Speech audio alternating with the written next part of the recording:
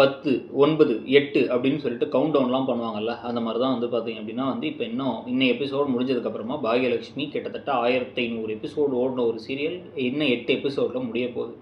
So இன்றைக்கி இனியா நான் சரணடைஞ்சிட்றேன், நான் தான் தப்பு பண்ணிட்டேன், நான் ஒரு பெரிய கொலையாளி ஆகிட்டேன் அப்படின்லாம் பேசிகிட்டு இருக்கும் பொழுது அதெல்லாம் ஒன்றும் வேணாம், நீங்கள் முதல்ல அந்த ட்ரிப்புக்கு போகலான்னு நினச்சிங்களா, அந்த ட்ரிப்பு கிளம்புங்க, நான் இங்கே தான் இருப்பேன் அப்படிங்கிறாரு கோபி. நான் பார்த்துக்கிறேங்கிறார். என் பிள்ளையை தனியாக நான் விட மாட்டேன் அப்படின்னு வந்து அவங்க அம்மா ஈஸ்வரியும் கூட இருந்துக்கிறாங்க. இவங்கெல்லாம் நேராக கிளம்பி வந்து அங்கே ட்ரிப்புக்கு போயிடுறாங்க. முதல்ல வேணான்னு சொன்னாலும் மாற்றி எல்லாரும் பேசிட்டு கடைசியில் வந்து கார் ஏற்றி அவங்களை அனுப்பி விட்டுறாங்க. அவங்க போன கொஞ்ச நேரத்துலேயே போலீஸ் வந்துட்டு இனியா தான் வந்து இந்த கொலையை பண்ணியிருப்பான்னு பேச, எங்கள் பேத்தி சின்ன பொண்ணு, என் மக சின்ன பொண்ணு விட்டுருங்கன்னு பேசிகிட்டு இருக்காங்க.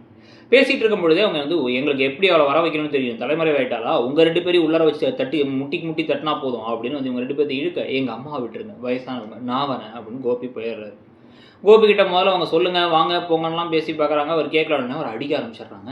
டப்புன்னு அடிக்க ஆரம்பிச்சு, உன் பொண்ணு எங்கே போயிருக்கான்னு சொல்லு, உன் பொண்ணு எங்கே இருக்கான்னு சொல்லு, ஒழுங்காக கால் ஹிஸ்ட்ரியை டெலிட் பண்ணி வச்சிருக்க, கால் பண்ணு அப்படி இப்படின்னு வந்து பேசிகிட்டு இருக்காங்க. இதுக்கு நடுவில் இனியா நம்ம ரொம்ப நாளாக சொன்ன அதே விஷயத்த சொல்லியிருக்காங்க.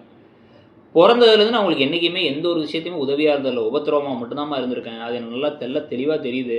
நான் வந்து நீங்கள் சொல்ல கேட்காம அங்கே போயிருக்கக்கூடாது, எல்லாம் அந்த நிதிஷை போய் தள்ளி விட்டுருக்கக்கூடாது அப்படின்னு எல்லாத்தையும் யோசிக்க, சரி விடு, நடந்ததை பற்றி யோசிக்காதுங்கிறாங்க. அப்பாவுக்கு ஒன்றுனா என்ன செய்வேன் அப்படின்னு பேசிகிட்டு இருக்கும்போது ஈஸ்வரி தனியாக வீட்டில் உட்காந்துருக்காங்க.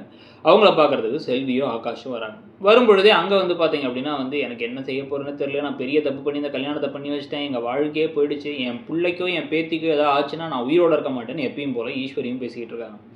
ஸோ இந்த இவ்வளோ கலைவரங்களுக்கு இடையில் இப்போ இவரை போட்டு அடின்னு அடிக்க, கோபி கடைசியாக நான் தான் கொலை பண்ணேன் அப்படின்னு ஒத்துக்க போகிறாரு. அவரை தூக்கி ஜெயிலில் போட்டு அதுக்கப்புறம் கதையை எப்படி கொண்டு போகிறாங்க, நாளைக்கு தான் அந்த விஷயமே நடக்க போகுதுன்னு வச்சுக்கோங்க. ஸோ அதுக்கப்புறம் இன்னும் ஒரு 5-6 எபிசோடு தான் இருக்கும். அந்த 5-6 எபிசோடில் எப்படி கதையை கொண்டு போய் முடிக்க போகிறாங்க, பாசிட்டிவாக முடிப்பாங்களா நெகட்டிவாக முடிப்பாங்களா, நிறைய கேள்விகள் இருக்குது. ஸோ பாகியலட்சுமி சீரியலுடைய முடிவை பற்றி நீங்கள் என்ன நினைக்கிறீங்கிறத சொல்லுங்கள். தேங்க்யூ.